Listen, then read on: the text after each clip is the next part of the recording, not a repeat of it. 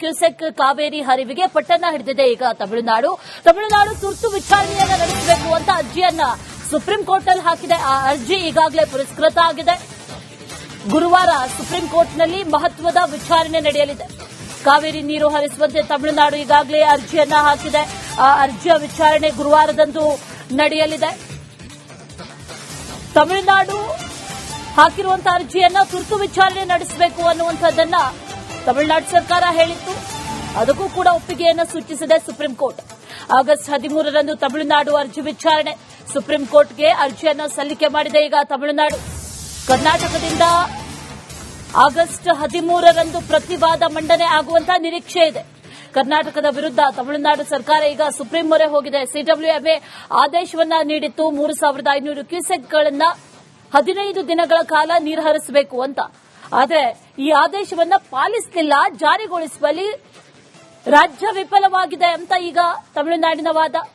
ಅದಕ್ಕೆ ಪ್ರತಿವಾದವನ್ನ ಕರ್ನಾಟಕ ಮಾಡಲಿದೆ. ಕೆಆರ್ಎಸ್ ಹಾಗೂ ಕಬಿನಿಯಿಂದ ನೀರು ಬಿಡೋದಕ್ಕೆ ಆದೇಶವನ್ನ ಈಗಾಗಲೇ ನೀಡಲಾಗಿತ್ತು. ಇದೇ ವಿಚಾರಕ್ಕೆ ಸಂಬಂಧಪಟ್ಟಂತೆ ಡೀಟೇಲ್ಸ್ ಅನ್ನ ಕೊಡ್ತಾರೆ ನಮ್ಮ ಪ್ರತಿನಿಧಿ ಅಭಿಷೇಕ್. ನೇರ ಸಂಪರ್ಕದಲ್ಲಿ ಜಾಯಿನ್ ಆಗಿದ್ದಾರೆ. ಅಭಿಷೇಕ್, ಇವತ್ತು ಮೀಟಿಂಗ್ ಇದೆ ಒಂದು ಕಡೆ, ಮತ್ತೊಂದು ಕಡೆಯಲ್ಲಿ ಆಗಸ್ಟ್ 13ರಂದು ಸುಪ್ರೀಂ ಕೋರ್ಟ್ನಲ್ಲೂ ಕೂಡ ಅರ್ಜಿ ವಿಚಾರಣೆ ನಡೆಯಲಿದೆ. ಆವತ್ತು ನಮ್ಮ ಕರ್ನಾಟಕದ ಪ್ರತಿವಾದ ಮಂಡನೆ ಆಗುವಂತಹ ನಿರೀಕ್ಷೆ ಇದೆ. ಪ್ರತಿವಾದ ಏನೇನಾಗಿರುತ್ತೆ, ಜೊತೆಗೆ ಈಗಾಗಲೇ ಹರಿಸಿರುವಂತಹ ಡಾಟಾ, ಇದೆಲ್ಲವನ್ನು ಗಮನಿಸಿದ ನಂತರದಲ್ಲೂ ಕೂಡ ನೀರು ಬಿಡಬೇಕು ಅನ್ನುವಂತಹ ವಾದ ತಮಿಳುನಾಡು ಮಾಡ್ತಾ ಇರೋದು. ಹಾಗಾಗಿ ಏನಾಗಬಹುದು, ಡೀಟೇಲ್ಸ್ ಏನಿದೆ?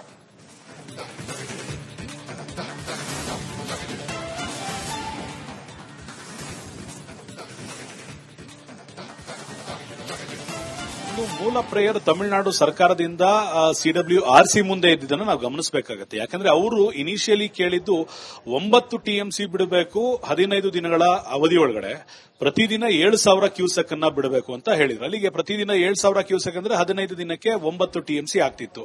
ಈ ವಾದವನ್ನ ಆಲಿಸಿದಂತ ಸಿಡಬ್ಲ್ಯೂಆರ್ಸಿ ಏನ್ ಮಾಡಿತು, ಈ 9 ಟಿಎಂಸಿ ಬಿಡುವಂತ ಜಾಗದಲ್ಲಿ ಅವರ ಪ್ರೇಯರ್ ಮುಂದೆ 4.5 ಟಿಎಂಸಿಯನ್ನ ಕರ್ನಾಟಕದಿಂದ ಹರಿಸೋದಕ್ಕೆ ಸೂಚನೆ ಕೊಟ್ಟರು. ಅಲ್ಲಿಗೆ ಪ್ರತಿದಿನ 3,500 ಕ್ಯೂಸೆಕ್ಸ್. ತಮಿಳುನಾಡು ಪ್ರೇಯರ್ ಇದ್ದಿದೆ 9 ಟಿಎಂಸಿ. ಆದರೆ ಈ ಸದ್ಯದ ಮಟ್ಟಿಗೆ ರಾಜ್ಯದ ಲೆಕ್ಕಾಚಾರದ ಪ್ರಕಾರ ಕಬಿನಿಯಿಂದ ಬಿಳಿಗುಂಡ್ಲು ಮುಖಾಂತರ ತಮಿಳುನಾಡಿಗೆ ಹೋಗಿರುವಂತ ನೀರೇನಿದೆ ಸುಮಾರು 10ರಿಂದ 12 ಟಿಎಂಸಿಯಷ್ಟು ಅಮೌಂಟ್ ಆಗುತ್ತೆ. ಅಲ್ಲಿಗೆ ಅವರ ಇನಿಷಿಯಲ್ ಪ್ರೇಯರ್ಗಿಂತ ಹೆಚ್ಚಿನ ನೀರು ಬಿಳಿಗುಂಡ್ಲು ಮುಖಾಂತರ ಹರಿದು ಹೋಗಿದೆ. ಹೆಚ್ಚುವರಿಯಾಗಿ ನೀರನ್ನ ಬಿಡಿ ಅಂತ ಕೇಳೋದಕ್ಕೆ ತಮಿಳುನಾಡಿಗೆ ಈ ಸದ್ಯದ ಮಟ್ಟಿಗೆ ಅವಕಾಶ ಕಾನೂನಾತ್ಮಕವಾಗಿ ಇಲ್ಲ ಅನ್ನೋದು ಇಲ್ಲಿ ಫ್ಯಾಕ್ಟ್ ಚೆಕ್ ಮಾಡಿದಾಗ ಗೊತ್ತಾಗುವಂಥದ್ದು. ಇದನ್ನ ಹೊರತುಪಡಿಸಿ ತಮಿಳುನಾಡು ಈಗ ಮತ್ತೊಂದು ಖಾತೆ ಅಥವಾ ಖ್ಯಾತೆಯನ್ನ ತೆಗಿಬಹುದು. ಏನು? ಕ್ಯುಮ್ಯುಲೇಟಿವ್ ಆಗಿ ನಮಗೆ ಏಪ್ರಿಲ್, ಮೇ, ಜೂನ್, ಜುಲೈ ಅಂತ ಲೆಕ್ಕ ಹಾಕೊಂಡ್ ಸಂದರ್ಭದಲ್ಲಿ ಕರ್ನಾಟಕದಿಂದ ಬಂದಂತ ಒಟ್ಟು ನೀರಿನ ಪ್ರಮಾಣ ನಮಗೆ ಕಡಿಮೆ ಆಗಿದೆ. ಈಗ ಕರ್ನಾಟಕದಲ್ಲಿ ಹೇಗಿದ್ರು ಮಳೆ ಆಗ್ತಿದೆ. ಆ ಕಾರಣದಿಂದ ನಮಗೆ ಬ್ಯಾಲೆನ್ಸ್ ಇದ್ದಂತ ನೀರನ್ನ ಕೂಡ ನೀವು ಹರಿಸೋದಕ್ಕೆ ಸೂಚನೆಯನ್ನ ಕೊಡಿ ಅಂತ ಸಿಡಬ್ಲ್ಯೂಆರ್ಸಿ ಮುಂದೆ ಮನವಿಯನ್ನ ಇಡಬಹುದು. ಸಿಡಬ್ಲ್ಯೂಆರ್ಸಿ ಈ ಹಿಂದೆ ಕೊಟ್ಟಂತ ಆದೇಶವನ್ನ ನಮ್ಮ ರಾಜ್ಯ ಪ್ರಶ್ನೆ ಮಾಡಿತ್ತು ಸಿಡಬ್ಲ್ಯೂಎಂಎ ಮುಂದೆ. ಅದೇ ಕಾರಣದಿಂದ ಸಿಡಬ್ಲ್ಯೂಎಂಎ ಕೂಡ ಇಲ್ಲ, ಸಿಡಬ್ಲ್ಯೂಆರ್ಸಿ ಹೇಳಿರೋದು ಸರಿ ಇದೆ, ನೀವು 3,500 ಕ್ಯೂಸೆಕ್ ಅನ್ನ ಬಿಡಬೇಕು ಅಂತ ಆದೇಶವನ್ನ ಮಾಡಿತ್ತು.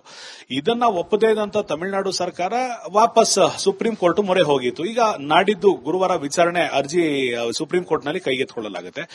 ರಾಜ್ಯದಿಂದ ಅಂದ್ರೆ ನಮ್ಮ ರಾಜ್ಯದಿಂದ ಒಂದು ಫ್ಯಾಕ್ಟ್ ಅನ್ನ ಸುಪ್ರೀಂ ಕೋರ್ಟ್ ಮುಂದೆ ಇಡಲಾಗುವಂತದ್ದೇನು, ಸಿಡಬ್ಲ್ಯೂಆರ್ಸಿ ಆದೇಶವನ್ನು ಸಿಡಬ್ಲ್ಯೂಎಂಎ ಎತ್ತಿಡಿದಿತ್ತು.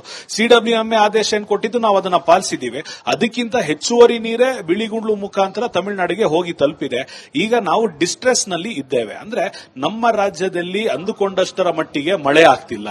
ಈಗ ಸದ್ಯದ ಮಟ್ಟಿಗೆ ಡ್ಯಾಂಗಳು ಕೆಲವೆಡೆ ಮಾತ್ರ ಭರ್ತಿಯಾಗಿರಬಹುದು, ಇನ್ನು ಕೆಲವೆಡೆ ಎಲ್ಲಿ ಕೃಷಿ ಚಟುವಟಿಕೆಗಳಿಗೆ ನೀರು ಬೇಕಿತ್ತು ಅದು ಇವತ್ತಿಗೂ ಕೂಡ ಪೂರ್ಣ ಪ್ರಮಾಣದಲ್ಲಿ ನೀರು ಇಲ್ಲದೆ ಇರೋದ್ರಿಂದ ನಾವು ಒಂದಿಷ್ಟು ನೀರನ್ನ ಶೇಖರಣೆ ಮಾಡಬೇಕಾಗುತ್ತೆ. ಈಗಿರುವಂತಹ ನೀರು ಏನಿದ್ರು 3 ತಿಂಗಳ ಕಾಲ ಕುಡಿಯೋದಕ್ಕೆ ಮಾತ್ರ ವ್ಯವಸ್ಥೆ ಇರುವಂತದ್ದು ಹೊರತುಪಡಿಸಿ ಇನ್ನು ಉಳಿದ 3 ತಿಂಗಳಿಗೆ ನಾವು ಫೋರ್ಕಾಸ್ಟ್ ಅನ್ನ ಮಾಡಿದಂತಹ ಸಂದರ್ಭದಲ್ಲಿ ನಮಗೆ ಶಾರ್ಟೇಜ್ ಆಗುತ್ತೆ. ಕೃಷಿ ಚಟುವಟಿಕೆಗೆ ನೀರು ಕೊಡ್ತಾ ಇರಲಿಲ್ಲ. ಈ ಕಾರಣದಿಂದ ರೈತರು ಕೂಡ ಅಂದ್ರೆ ಹುಷಾರಾಗಿ ನೀರನ್ನ ಬಳಸಿ ಅಂತ ಸರ್ಕಾರ ಹೇಳಿತು. ಕಂದಾಯ ಸಚಿವರು ಇರಬಹುದು, ಮುಖ್ಯಮಂತ್ರಿಗಳಿರ್ಬೋದು, ಜಲಸಂಪನ್ಮೂಲ ಸಚಿವರಿರ್ಬೋದು, ಕೃಷಿ ಚಟುವಟಿಕೆಯನ್ನ ಕಡಿಮೆ ಮಾಡಿ ಜಾನುವಾರುಗಳಿಗೆ ನೀರು ಕುಡಿಸಬೇಕು, ಅದನ್ನ ಏನೂ ಮಾಡ್ಲಿಕ್ಕೆ ಆಗೋದಿಲ್ಲ.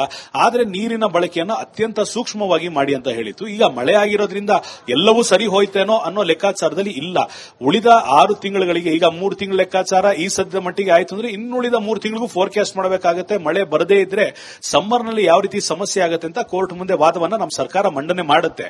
ಇದ್ರ ಜೊತೆಗೆ ಇದನ್ನ ರಾಜಕೀಯವಾಗಿ ತಿರುಗಿಸಬಾರದು ಅಂತಲೇ ಮುಖ್ಯಮಂತ್ರಿಗಳು ಆಗಿರ್ಬೋದು, ಕಂದಾಯ ಸಚಿವರು, ಜಲಸಂಪನ್ಮೂಲ ಸಚಿವರು ಹೇಳಿದ್ದು, ಬಿಜೆಪಿ ಸರ್ಕಾರ ಇದ್ದಾಗ ಯಾವ ವಕೀಲರಿದ್ರು, ಯಾವ ಅಧಿಕಾರಿಗಳಿದ್ರು, ಅವರು ಇವತ್ತು ಅದೇ ಅಧಿಕಾರಿಗಳಿರೋದು, ವಕೀಲರಿರೋದು, ಯಾರನ್ನು ಕೂಡ ಬದಲಾವಣೆ ಮಾಡಿಲ್ಲ.